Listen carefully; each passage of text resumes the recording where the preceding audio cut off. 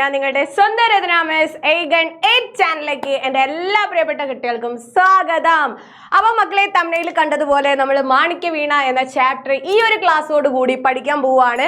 അപ്പോൾ ഈ ഒരു വീഡിയോയോട് കൂടി എന്താണ് മാണിക്യവീണ, എന്താണ് അതിലെ ആശയം എന്നൊക്കെ നമ്മൾ അറിയാൻ പോവുകയാണ്.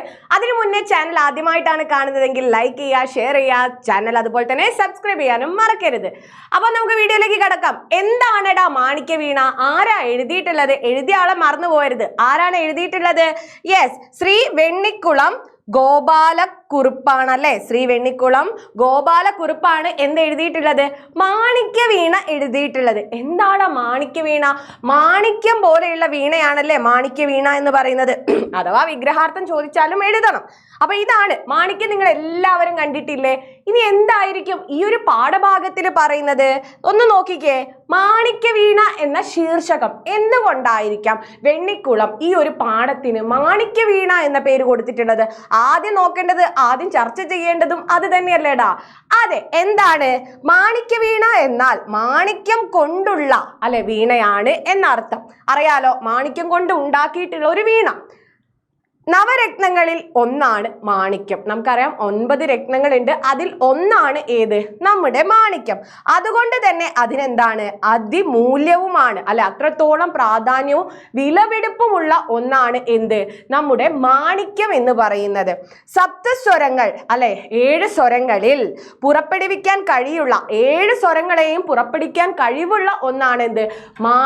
വീണ എന്ന് പറയുന്നത്. അപ്പൊ മാണിക്യം എന്താണെന്ന് നമ്മൾ പരിചയപ്പെട്ടു. വീണ എന്ന് പറയുന്നത് എന്താണ്? സപ്തസ്വരങ്ങളെയും 7 സ്വരങ്ങളെയും അല്ലെ, സാ രി ഗ മ പ ധ നി സ 7 സ്വരങ്ങളെയും എന്താണ്? പുറപ്പെടുവിക്കാൻ കഴിവുള്ള ഉപകരണമാണ് ഏത്? വീണ എന്ന് പറയുന്നത്. ഭാഷയാണ് ഇവിടെ എന്താകുന്നത്? ഭാഷയാണ് ഇവിടെ വീണയായിട്ട് മാറുന്നത്. അക്ഷരങ്ങൾ അതിൽ എന്താകുന്നു? ഈ തന്ത്രികളായിട്ട് മാറുന്നു അല്ലെ. ഉണർവും ഉന്മേഷവും നൽകുന്ന സംഗീതം പോലെ മാധുര്യമേറിയതാണ് മലയാള ഭാഷ എന്ന് പറയുന്നത്. അപ്പൊ മനസ്സിലായല്ലോ, മാണിക്യം മൂല്യമുള്ള വീണയായിട്ട്, മൂല്യമുള്ള ഒരു സംഗീത ഉപകരണമായിട്ട് മാറുകയാണ് ഇവിടെ മാതൃഭാഷ. അപ്പൊ മാതൃഭാഷയെ കുറിച്ച് പറയുന്നത് കൊണ്ടാണ്, അത്രത്തോളം മൂല്യവത്തായിട്ടുള്ള നമ്മുടെ മാതൃഭാഷയെ കുറിച്ച് പറയുന്നത് കൊണ്ടാണ് ഈ ഒരു പാഠഭാഗത്തിന് എന്ത് പേര് കൊടുത്തത്? മാണിക്യവീണ എന്ന പേര് കൊടുത്തത് അല്ലേടാ. അതുപോലെ തന്നെ മലയാളത്തിന്റെ മുഴുവൻ സൗന്ദര്യവും ഇതിൽ എന്താണ്? പ്രതിഫലിക്കുന്നുണ്ട് അല്ലെ. മലയാളം എന്ന് പറയുന്ന ഈ ഒരു ഭാഷയുടെ എല്ലാ സൗന്ദര്യവും, അതിലെ സാഹിത്യമായിക്കൊള്ളട്ടെ, അതിൻ്റെ ഭാഷ, വ്യാകരണം, അങ്ങനെ എല്ലാത്തിൻ്റെയും സൗന്ദര്യം ഉൾക്കൊള്ളുന്നത് കൊണ്ടും ആ മൂല്യം കാക്കുന്നത് കൊണ്ടുമാണ് ഭാഷയെ, മലയാള ഭാഷയെ മാണിക്യവീണയോട് ഉപമിച്ചിരിക്കുന്നത്. ക്ലിയർ ആയല്ലോ? അപ്പൊ മലയാള ഭാഷയെ, മാതൃഭാഷയെ കുറിച്ച് പറയുന്നത് കൊണ്ടാണ്, അത്രയ്ക്ക് മൂല്യവത്തായ ഒന്നിനെ കുറിച്ച് പറയുന്നത് കൊണ്ടാണ് മാണിക്യം പോലെയുള്ള വീണ എന്നിവിടെ മാതൃഭാഷയെ പറയുന്നത്. ക്ലിയർ ആയല്ലോ? എന്താണ് തലക്കെട്ട് കൊണ്ട് സൂചിപ്പിക്കുന്നത്? അപ്പൊ മാതൃഭാഷയെ കുറിച്ചാണ് പറയുന്നത്. ഇത്രയും കാര്യങ്ങൾ നിങ്ങൾ ആദ്യം മനസ്സിലാക്കി വെക്കുക. ഇനി ഇതിൽ എന്താണ് പറയുന്നത്? ടെക്സ്റ്റ് ബുക്ക് ഉള്ളവര് ടെക്സ്റ്റ് ഒന്ന് നോക്കുക. എന്താണ് പറയുന്നത് എന്ന് നമുക്ക് അടുത്തത് നോക്കാം. എന്താ പറയുന്നത്? മലയാളത്തിന്റെ മഹത്വവും ശക്തി സൗന്ദര്യവും പ്രൗഢിയും കാവ്യ പാരമ്പര്യവും വിളിച്ചോതുന്ന കവിതയാണ് ഏത്? മാണിക്യവീണ. കൈരളിക്ക് വന്ദനം അർപ്പിച്ചുകൊണ്ടാണ് അല്ലെ, കൈരളിക്ക് ആദ്യം എന്താണ്? നമസ്കാരം പറഞ്ഞുകൊണ്ടാണ് കവിത ആരംഭിക്കുന്നത് തന്നെ. ദ്രാവിഡ ഗോത്ര പുത്രിയായി വളർന്ന അല്ലെ, നമ്മുടെ ദ്രാവിഡ ഗോത്ര ഭാഷയിൽ പെടുന്നതാണ് നമ്മുടെ മലയാള ഭാഷയും അല്ലെ. അവിടെ എന്താണ്? വളർന്ന ഭാഷ, അവിടത്തേക്ക് വന്ദനം എന്നാണ് പറയുന്നത്. അപ്പൊ നിങ്ങൾ ആലോചിക്കണം, മലയാള ഭാഷ ഏത് ഗോത്രത്തിലാണ്? ദ്രാവിഡ ഭാഷാ ഗോത്രത്തിൽ പെടുന്ന ഒന്നാണ് മലയാള ഭാഷ. അതുകൊണ്ട് തന്നെ ആ ഭാഷയ്ക്ക് വന്ദനം എന്ന് പറഞ്ഞുകൊണ്ടാണ് ഈ കവിത ആരംഭിക്കുന്നത്. മനം കവരുന്ന ചന്ദന സുഗന്ധം കലർന്ന മലയാള ഭാഷയെ, അവിടത്തേക്ക് വന്ദനം. ജീവന് നവോന്മേഷം നൽകുന്ന ദേവഭാഷയായ സംസ്കൃതം കലർന്ന മലയാള ഭാഷയെ, നിന്റെ മുലപ്പാലിന്റെ വീര്യം ഉൾക്കൊള്ളാൻ കഴിഞ്ഞത് ജന്മാന്തര പുണ്യമായി ഞാൻ കാണുന്നു അല്ലെ. ഈ ഒരു മലയാള ഭാഷ എനിക്ക് സംസാരിക്കാൻ കഴിഞ്ഞത്, എൻ്റെ മാതൃഭാഷയാക്കാൻ കഴിഞ്ഞത് അല്ലെ. സംസ്കൃതം കലർന്നിട്ടില്ല. നമുക്കറിയാം നമ്മുടെ മലയാള ഭാഷ എന്ന് പറയുന്നത് തമിഴിൻ്റെയും സംസ്കൃതത്തിൻ്റെയും എന്താണ്? താഴ്വഴിയായിട്ട് അല്ലെങ്കിൽ ആ 2 കൈവരിയായിട്ട് ഒഴുകി വന്ന തമിഴും സംസ്കൃതവുമായി ഒഴുകി വന്നിട്ട് ഒന്നായി ചേർന്നതാണ് ഏത് നമ്മുടെ മലയാള ഭാഷ എന്ന് പറയുന്നത്. അപ്പൊ സംസ്കൃതത്തിന്റെ എന്താണ് ആ ഒരു സാമീപ്യമുള്ള മലയാള ഭാഷ, നിനക്ക് വന്ദനം, ഈ മലയാള ഭാഷ എനിക്ക് സംസാരിക്കാൻ പറ്റിയത് എന്താണ് വലിയൊരു അഭിമാനമായിട്ട് ഞാൻ കാണുന്നു എന്ന് പറയുകയാണ് ആര്, നമ്മുടെ കവി ഇവിടെ. അതിനുശേഷം എന്താണടാ, മലയാള ഭാഷയിലെ സംസ്കൃത സ്വാധീനമാണ് ഇവിടെ കവി സൂചിപ്പിക്കുന്നത്. വശ്യമായ ശൈലി കൊണ്ട് നിന്നെ ജയിക്കാൻ ഈ ലോകത്ത് മറ്റൊരു മനോഹര ഭാഷയുണ്ടോ, അല്ലെ? നമ്മുടെ മലയാള ഭാഷയെ കവച്ചു കടക്കാൻ, അല്ലെങ്കിൽ മലയാള ഭാഷയുടെ സൗന്ദര്യത്തെക്കാൾ മറ്റൊരു ഭാഷയുണ്ടോ, അല്ലെ? അതിനെ എന്താണ് മറികടക്കാൻ ഉതകുന്ന തരത്തിലുള്ള ഒരു ഭാഷ ഇന്നുണ്ടോ എന്നുള്ള രീതിക്കാണ് ഇവിടെ കവി സംശയിക്കുന്നത്. കാരണം എന്താണ്, ഇവിടെ കവിക്ക് നമ്മുടെ ഭാഷയിലുള്ള, മാതൃഭാഷയിലുള്ള ആ ഒരു ആത്മാഭിമാനമാണ്, അല്ലെങ്കിൽ എന്താണ് ആ ഭാഷ സംസാരിക്കാൻ കഴിഞ്ഞതിലുള്ള സന്തോഷമാണ് ഈ വരികളിലൊക്കെ നമുക്ക് കാണാൻ സാധിക്കുന്നത്. ശേഷം ഭാഷയുടെ എന്തൊക്കെ പ്രത്യേകതകളാണടാ പറയുന്നത്? മലയാളത്തിന്റെ മധുര ഗാനം കേൾക്കുമ്പോൾ കടലിലെ തിരമാലകൾ താളം ഇട്ടാടുന്നു. അതുപോലെ തന്നെ തെങ്ങോലകളും കരിമ്പന ഓലകളും അവയുടെ മർമ്മരങ്ങളാൽ സ്വരവിസ്താരം നടത്തുന്നു. കാനനച്ചോല, അല്ലെ, കാട്ടിലെ ചോല എന്താണ്, ആനന്ദരാഗം മൂളുന്നു. അങ്ങനെ പ്രകൃതിയും ഭാഷയും കൂട്ടുചേരുന്ന സൗന്ദര്യ രാഗ വിസ്താരമായി തീരുന്ന മലയാള ഭാഷ. അപ്പൊ മലയാള ഭാഷ എന്ന് പറയുന്നത് വെറുതെ ഒരു എഴുത്തല്ല, അവിടെ പ്രകൃതി കൂടെ എന്താണ് അതിനോടൊപ്പം അലിഞ്ഞു ചേരുന്നു എന്നാണ് കവി പറയുന്നത്, അല്ലെ? കാറ്റ്, അതുപോലെ തന്നെ എന്താണ് ഇതുപോലത്തെ പ്രകൃതിയിൽ ഓരോ വൃക്ഷ ലതാദികളും ഒക്കെ എന്താണ് മലയാള ഭാഷയോടൊപ്പം എന്താണ് ചേർന്നുകൊണ്ടാണ് ഇരിക്കുന്നത് എന്നാണ് കവി പറയുന്നത്. കടലും മലയും കുളിർ ചോലയും എല്ലാം താലോലിക്കുന്ന കൈക്കുടന്ന വട്ടത്തിലുള്ള ഇത്തിരി വിസ്താരം മാത്രമേ കേരള ദേശത്തിനുള്ളൂ. പിന്നീട് നമ്മുടെ കേരളത്തിനെ കുറിച്ചാണ് പറയുന്നത്, അല്ലെ? കേരളം എന്ന് പറയുന്നത് ഒരു ഇത്തിരി പൊട്ട് പോലെയേ ഉള്ളൂ, അല്ലെ? കുറച്ച് മല, കടല്, അല്ലെ? അതുപോലെ തന്നെ എന്താണ് കുറച്ച് പ്രകൃതി, അല്ലെ? ഇത്രയും ചേർന്നതാണ് നമ്മുടെ കേരളം എന്ന് പറയുന്നത്. മലയാളത്തിന്റെ കീർത്തിയാകട്ടെ നാനാദിക്കും താണ്ടി ലോകമാകെ പരിസരിക്കുന്നു. നമുക്കറിയാലോ, ലോകത്തിലുള്ള എല്ലാവരും പറയുന്നത് ഗോഡ്സ് ഓൺ കൺട്രി എന്ന് പറയുന്നത്, ദൈവത്തിന്റെ നാട് എന്ന് പറഞ്ഞ് വിശേഷിപ്പിക്കുന്നത്, അല്ലെ, ഈ ഇത്തിരി പോന്ന നമ്മുടെ കേരളത്തെയാണ്. അദ്വൈതവാദിയായിട്ടുള്ള ശ്രീ ശങ്കരാചാര്യരുടെ ദേശഭാഷ എന്ന നിലയിലും മലയാളത്തിന്റെ കീർത്തി ലോകമെങ്ങും പരന്നു, അല്ലെ? നമുക്കറിയാം ലോകമെങ്ങും എല്ലാവരും ആരാധിക്കുന്ന മനുഷ്യനാണ് ശ്രീ ശങ്കരാചാര്യർ.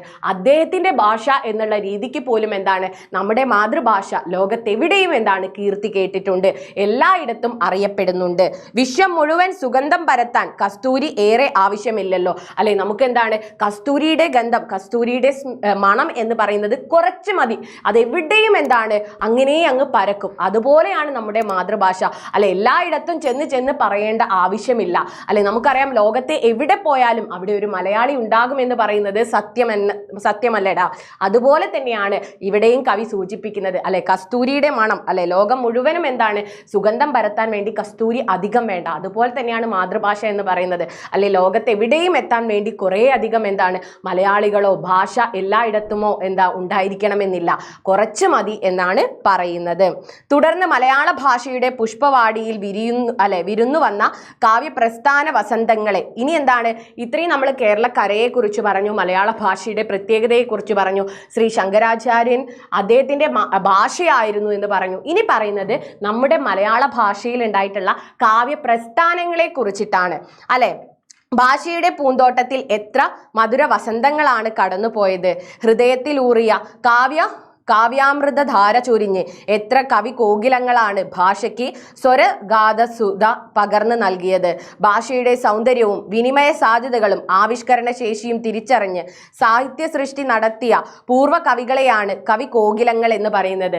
അപ്പം നമ്മൾ എന്താണ് സാഹിത്യ പ്രസ്ഥാനങ്ങളെ കുറിച്ച് പറഞ്ഞു, കാവ്യ പ്രസ്ഥാനങ്ങൾ, അല്ലെ? നമുക്കറിയാം ഒരുപാട് പ്രസ്ഥാനങ്ങൾ ഉണ്ടായിട്ടുണ്ട്, അല്ലെ? ഉത്തരാധുനികത, അതുപോലെ തന്നെ ആധുനികത, അങ്ങനെ ഒരുപാട് എന്താണ് കാവ്യ പ്രസ്ഥാനങ്ങൾ ഉണ്ടായിട്ടുണ്ട്. അതിനുശേഷം നമ്മുടെ കാവ്യ സമ്പത്ത് നൽകിയിട്ടുള്ള, മാതൃഭാഷയ്ക്ക് ഒരുപാട് എന്താണ് കാവ്യ സമ്പത്ത് നൽകിയിട്ടുള്ള കവികളെ കുറിച്ചിട്ടാണ്, കവി കോകിലങ്ങളെ, അല്ലെ? പാട്ട് പാടിയിട്ടുള്ള എഴുത്തുകാരെ കുറിച്ചിട്ടാണ് ഇവിടെ അടുത്തതായി പറഞ്ഞത്. അതിനുശേഷം പറയുന്നത് എന്താണടാ, സാഹിത്യ കൃതികളാകുന്ന പൂക്കളിലെ തേൻ നുകർന്ന് അതിനു ചുറ്റും കാവ്യ ആസ്വാദകരും നിരൂപകരായിട്ടുള്ള വണ്ടുകളും ചുറ്റി നടന്നു.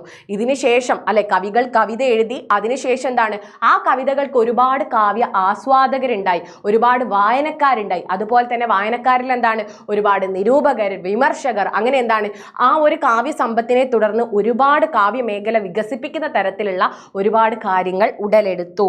പിന്നീട് ഇങ്ങനെ ആയിരം വട്ടം മലയാള ഭാഷയുടെ ഐശ്വര്യത്തെ കവി സ്തുതിക്കുകയാണ്. ഇങ്ങനെ കാവ്യഭാഷ വളർന്നതിനെ കുറിച്ച് എന്താണ് സ്തുതിക്കുകയാണ് കവി ഇവിടെ.